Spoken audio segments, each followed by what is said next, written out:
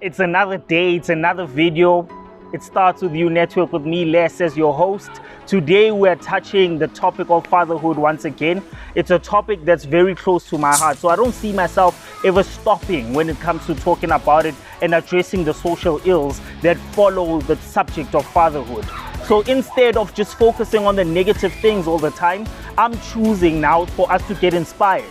And today, the perspective and vantage point that we are looking at is inspiration coming from international leaders. People who have mastered their crafts, are considered GOATs in their own right, be it in football, known as soccer to us here in South Africa, be it in music, be it in acting, be it in other forms of industry or corporate. The reason now that this video is meant to stand out is because it's the people that have showed us that they are capable of magnificent things in many areas. And the area that I want to focus on today is the area of fatherhood. Don't mind my girls just having fun here in the back. I'm just doing what a dad gotta do. I'm just monitoring the situation and making sure, as part of my fatherly duties, that they enjoy their childhood as much as possible. Another person who makes sure at all times, whenever I've seen him around his children, whenever I've seen him being exposed, to raising his kids openly in the public, he is the most followed person on social media. He's the GOAT of football. His name is Cristiano Ronaldo. Cristiano Ronaldo, the GOAT, the one and only. I want no debates, especially in relation to the subject that we're discussing today. So let's just see his first clip. Let's see him enjoying being the father that he is. And let's actually learn what we can learn from his experiences and what he actually has to offer us. My family is my absolute priority. My children are the most important part of my life. Being a father is a unique and personal journey, which has completely changed me. I've learned so much about love, about feelings which I previously ignored. They softened me, made me more sensitive. I have a new perspective of what really matters in life. Your son is 5 years old. He's amazing in the film. Would you like him to be a footballer when he grows up? Are you going to train him up? You're going to be whatever you want. Of course, I'm going to push him a little bit to be a football player, not goalkeeper, as you say in a movie. But you're going to be whatever you want. He's just 5 years old and he changes his mind every second, so I'm feel good. How are you enjoying being a father? It's an unbelievable feeling. I love it.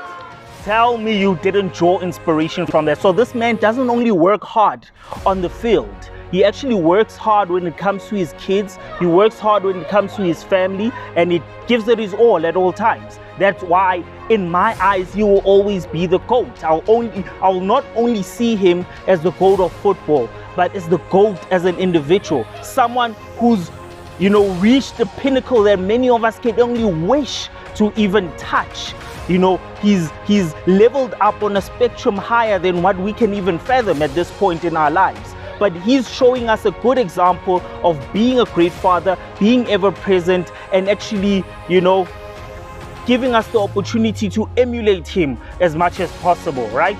But with that said, let's move on to the next person that I look up to. My favorite actor of all time from an international level, Denzel Washington, the king himself, the one, the only, the one who exudes black excellence, who speaks his truth, who has no scandals that I know of, but who's also a great father, setting a good example. In this particular case, I actually want to take two clips of Denzel Washington in relation to fatherhood. One is him in a movie scene, right? It's my job.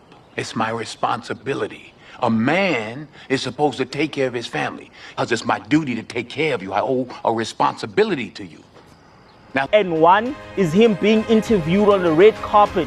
But in that particular interview, he actually shares his perspective about how broken men are in society and how we can learn what we can learn from him in that particular perspective. So let's get straight to it, guys. well, it starts in the home. If the father's not in the home, the boy will find the father in the streets. Yeah, I saw it in my generation and every generation before me and everyone since. It starts in the home. If the streets raise you, then the judge becomes your mother, and prison becomes your home. pain is passed down from father to son and son to son. A lot of pain in Troy's life is a result of the pain and the damage from his father that he then visits on his son. We have to, as black men, be mindful of that. Sometimes it's unfair, and sometimes we take it out on those we love. And I'm guilty of that frustration that we all have. But we have a responsibility and a duty to be fathers, not to just make babies, but to be real fathers. And you can't expect any good to come to you if you don't visit any good on your son or your daughter. So be a man. Next, we have Kevin Hart. Some people think he's funny, some don't. Let's be fair. Both are in the top 5 of the greatest of what. Like, so if you're counting Richard Pryor, you're counting Chris Rock, you're counting Trevor, you're counting Dave Chappelle. Kevin Hart. You know, and Kevin. I think he's hilarious. But one thing he doesn't play around on, one thing he doesn't mess around on, it's becoming a great father and showing us that you can be whatever you want to be in life. He likes talking about the secret. He likes talking about the power of manifestation. He likes talking about bringing about an aura of growth and development and bringing about an energy around the people around you. There's a high level of success that goes behind the brand of Kevin Hart. It's the best or nothing else. That's my mindset. But except when it comes to Kevin Hart, he doesn't only limit it to the people around him. He doesn't limit it to us as his audience and the people that actually crack up whenever he hoists a joke, right? He also explains, he also shares his life. He also shares his life in such a way that, you know, you can see the development and processes that he has gone to give us the best version of himself and give his family the best version of himself. Exposing his kids to love, exposing his kids to being present, you know, also sharing his experiences in his comedy of, you know, some of the experiences that he's had raising his son, raising his daughter, but also the experiences that he's had when growing up, you know, and growing up with a problematic relationship when it comes to him and his dad, right? So this is why my dad's an asshole. My dad see me crying. My dad stood up, punched me in the back of the head. Stop being a bitch. With my dad, I've had the feeling of absent father. But actually elevating and coming out of it stronger and showing us that no matter what your background tells you when it comes to fatherhood, no matter what it tells you, your duty is to just be there. Your duty is to love them. Your duty is to be present. Your duty is to become the leader in your household and make sure that they emulate you as far as possible. Make sure that you are the example that you'd like them to follow. Manifest the leaders in your children. And that's what Kevin Hart is all about. That's what Kevin Hart is all about. So tell me when you watch this clip whether you don't resonate with what I'm saying, guys. Tell me if you don't resonate with what I'm saying. I see life from a whole new perspective. I know what it's like not to be a good dad. I learned that because of the mistakes that my dad made. I'm the same way with my kids. I know what that is. I know what it feels like. Because of that, I bust my ass getting back to see my kids. I don't know who my dad's dad was. I can tell you that he is the way he is for a reason. You gotta understand you're a product of your environment. When you can kick an addiction, that's evolving. I have no grudge. I have no hate. I have no resentment. The older you get, the more you mature. And I can say right now I'm at the highest level of maturity I've ever been in my life, and I gotta say it's because of this man right here. You know, me and my dad's relationship now has developed into an amazing relationship. I'm proud of what he's become. I'm glad God granted me the time to stay here to see. And I remember the days where my dad was there when I was younger, and those were some of the best days ever. With my kids, you know, I make sure I nurture it from the ground up. The way that the child lights up, I don't ever want to lose that light up. So I talk, I communicate. This is our little family. That last name Hart right here. If we don't try to make this last name mean something, then we have nothing that's going to live on. My last name means something now, but it's because we made it mean something. Nothing beats the relationship that you have with your kids. Next, we have LeBron James. He showed us that he's not only immaculate when it comes to being the king on the court, on the basketball court, right? He's also showed that he can act too. He's delved into another talent of his, right? And he showed us that even in the acting, it speaks to the topic at hand. It speaks to fatherhood and how in the movie he's pushing his kids to be the best in basketball, but limiting them in terms of other aspects of their lives, right? He realizes his mistake in the Space Jam movie, and then he expresses his love and openness to his son. But it doesn't end just in the movie. He doesn't live in a movie, guys. LeBron James is legit. He's the real thing.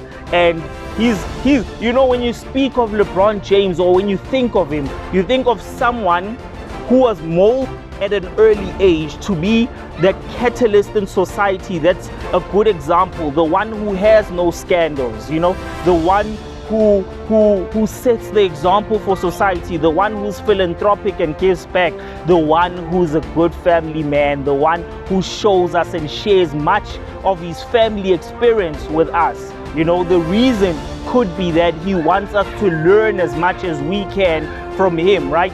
And when you see the videos that I share when it comes to these celebrities, don't doubt it. Don't doubt it. Just learn from them and try to emulate what they do. Don't doubt it. Learn from them and try to emulate what they do. LeBron James, show us what you got, man. You've talked about how important being a dad is to you, and you've been open about the fact that that's partly because you didn't know your father growing up. You want to be the opposite.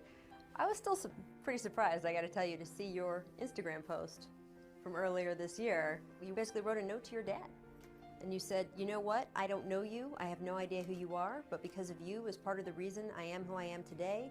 The fuel that I use, you not being there, it's part of the reason I grew up to become who I am. What made you decide to go out like that? I don't know, but I think it's the truth. I think, you know, my whole life growing up, I think I just kind of always said, why me? You know, why me? Why didn't my dad want to be around?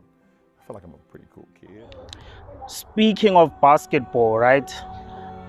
The late but legendary, iconic Kobe Bryant.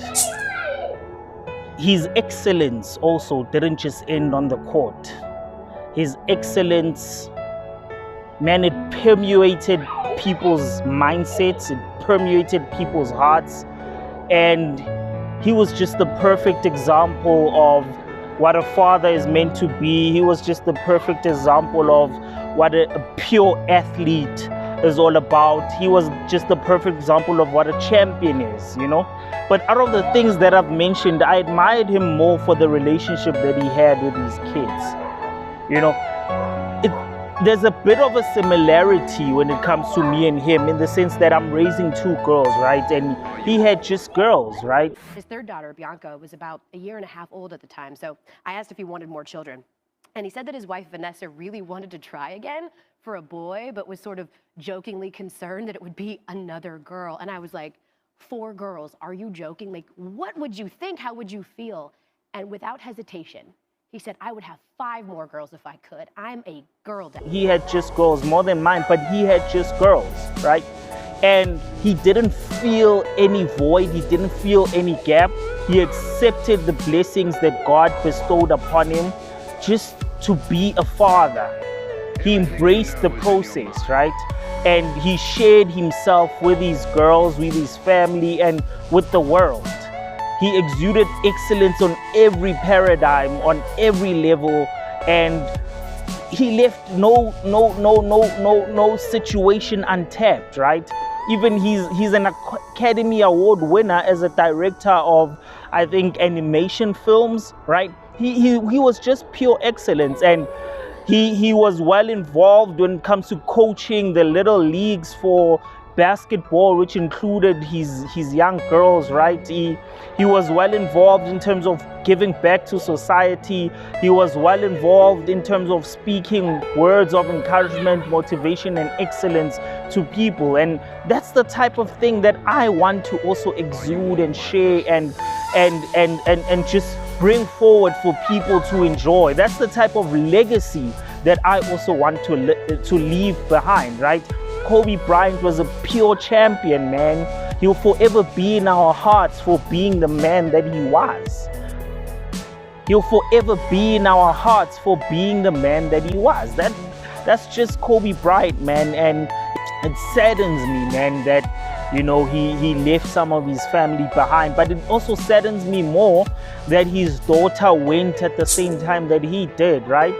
But he lived fully, he loved fully, and his kids that remain, his wife can attest to that. You know, with all his faults, he did want to be better at all times. He did want to improve who he was at all times. And there's nothing you can take away from such excellence, man. There's absolutely nothing you can take away. So, as sad as it is, man, let's just live and embrace his legacy on being the best father that one can be, right? The responsibility, you know, we have 2 daughters and we have another one on the way. And I just think that as parents, it's our responsibility to make sure we are educating our children, educating ourselves on how to protect our children and how to educate our children and set them up for success. Versus, as parents, I see this a lot of times where parents are just really hard on their children and pushing them relentlessly. You know, even if a son, you know, has an injury or something like that, they're yelling at the kid to get out there and perform. You gotta be tough, you gotta be tough. And sometimes parents use me as an example. It's like, look, he played through this, he played through that. You gotta play through this. And it's like, dude, hold on, dial back, man. I'm a professional, this is my job, right? This is different, I'm not a 10-year-old kid, right? So I think parents must understand to put their kids first, the kid, not the sport first, right? But the kid first. And I can't stress that enough. Hey guys, so you have to make sure you have to subscribe to this video because it's amazing. Hey! Woo! Then there's Will Smith, the legend, the actor, the one who showed us how versatile he is, moving from rap to acting, you know, being somewhat of a comedian as well, you know, but being a great father, man, being a great father. There's already a video that I did called, you know, up here where I share a clip actually of the famous scene that he had on the Fresh Prince of Bel-Air, where you know he's just sharing how he feels about the abandonment of his father, right, and the cancellation of all the plans that the father could have brought forth for them, right? And you know, Will has exposed his faults, and you can commend him for that. But what he's never hidden was his love for his family, be it his firstborn son, you know, be it Jaden, be it, you know, Willow Smith. You know, he just showed love and he expressed that love. And you know, when Will loves, you can see it. You can see it in his eyes. He looks teary-eyed, you know, you can see it. He just has a heart of gold. He just has a heart of gold, right? And there's a lot that can be said about that. There's a lot that can be learned about that. And yeah, man, he's just one of those examples that one wants to actually share with the world, right? He's just good at what he does. There's nothing you can take away from him. And he's the best father that one can actually aim for, right? Take 5. I think that was my first moment of the real weight of parenting. Mm-hmm. And I brought him home, and I remember we put him in the bassinet, and Cherie went to sleep, and it was like stark terror. Yeah. And it was like, I'm totally responsible for this life. And I just couldn't stop going and checking. I was like, oh no, I gotta make sure he's breathing and all of that, all of that new parenting stuff. But I just cried so hard. Like it makes me teary right now. It's you like, cried from what was the feeling? I can't do it. Yeah. Like, I'm not the guy. Yeah. I'm not the guy, And it was like, oh, man. I just knew I didn't know nothing. Yeah.